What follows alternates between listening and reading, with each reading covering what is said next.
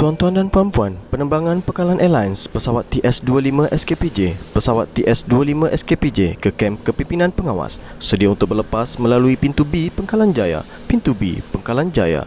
Ladies and gentlemen, Pangkalan Airlines flight TS25 SKPJ, flight TS25 SKPJ is now ready for boarding to gate B Pangkalan Jaya. Gate B Pangkalan Jaya. Thank you. Assalamualaikum dan salam TS25 kepada penumpang-penumpang warga SK Pangkalan Jaya. Selamat datang ke Pangkalan Airlines dengan nombor penerbangan TS25 SKPJ. Saya Kapten Azizul Imran Salamun akan mengendalikan pesawat pada hari ini selama 3 hari. Melati kuntum tumbuh melata, sayang merbah di pohon cemara.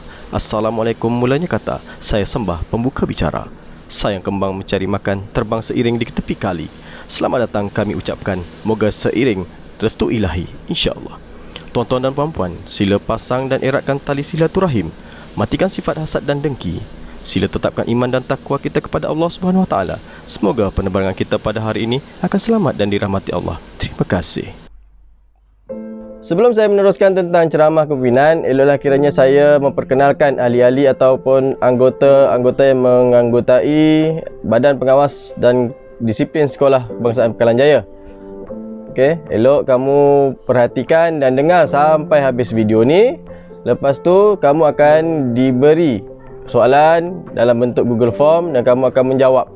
Okey, bila dapat jawab dan lulus, kamu akan dapat sijil kem kepimpinan selama 3 hari ini. Badan Pengawas dan Disiplin Sekolah Kebangsaan Pangkalan Jaya dipengerusikan oleh Encik Rasidi bin Mat Arsyad, Guru Besar Sekolah Kebangsaan Pangkalan Jaya. Naib Pengerusi Puan Nasirah binti Mat Saad, Penolong Kanan Hal Ehwal Murid. Setiausaha Pengawas dan Kepimpinan Puan Nozilah binti Abu Bakar. Setiausaha Disiplin atau Guru Disiplin Encik Muhammad Azizul Imran bin Salamun. Naib Setiausaha Disiplin dan Sasiah Puan Khairul Amirah binti Yahya. Naib Setiausaha Pengawas dan Kepimpinan Puan Rashidah binti Zakaria. Guru Pengawas Pusat Sumber Puan Sofni Zarinawati binti Ismail. Guru Pengawas Alam Sekitar Puan Nur Aida binti Nur. Guru Pengawas ICT Puan Faridah binti Abdul Rahim. Dan Guru Pengawas SPBT Puan Nazidah binti Muhammad.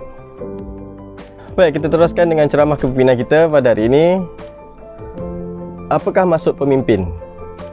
Pemimpin ialah seorang yang diberi kepercayaan atau mengetuai sesebuah organisasi dan mempunyai pengaruh serta berwibawa bagi mencapai matlamat yang telah ditetapkan. Pemimpin ini maksudnya ketua ataupun orang yang dipercayai untuk mengetuai sebuah organisasi. Jadi dalam satu organisasi itu ada seorang je ketua. Itu ialah digelar pemimpin. Apa itu kepimpinan?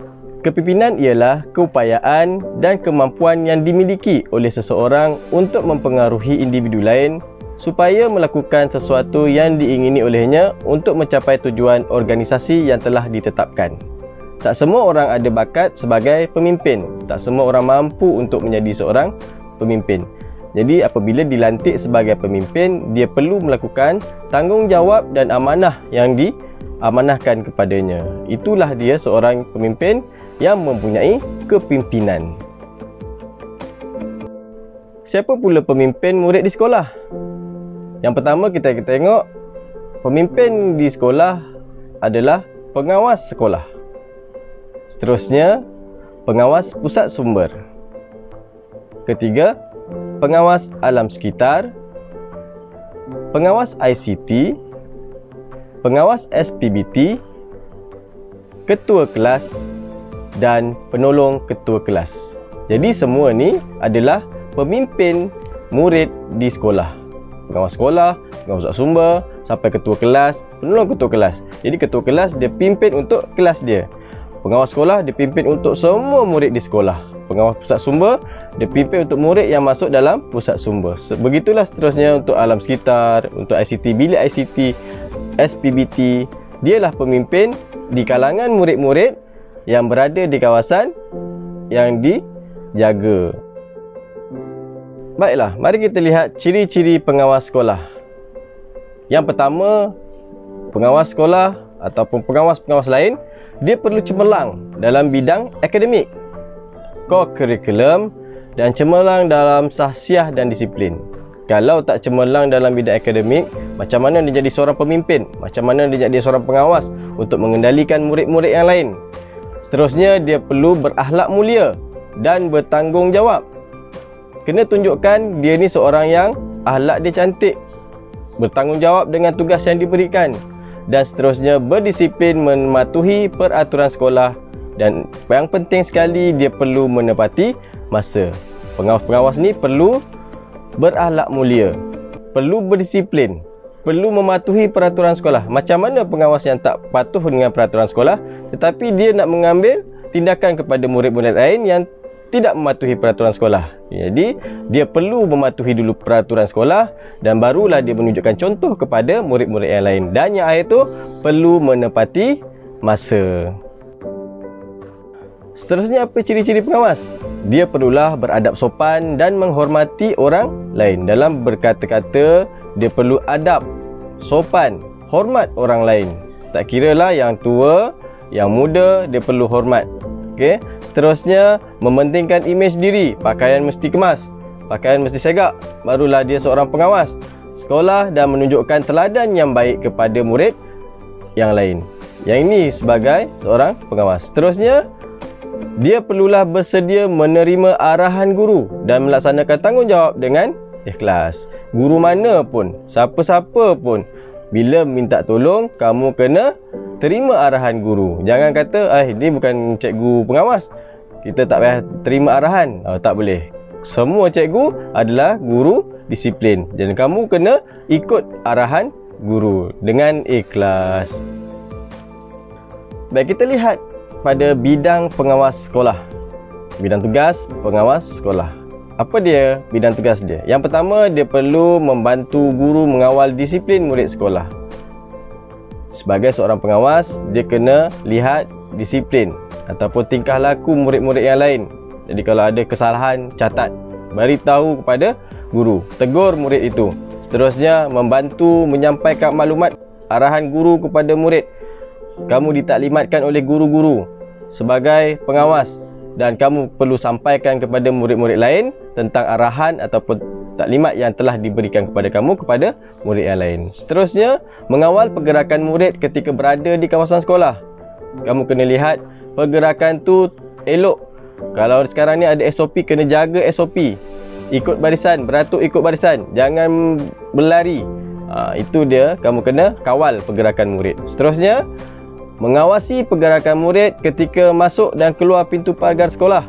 Waktu pagi, waktu pergi sekolah, kamu ada yang ditugaskan berada di pagar sekolah. Waktu balik pun sama. Ada ditugaskan di tepi koridor, di tepi tangga.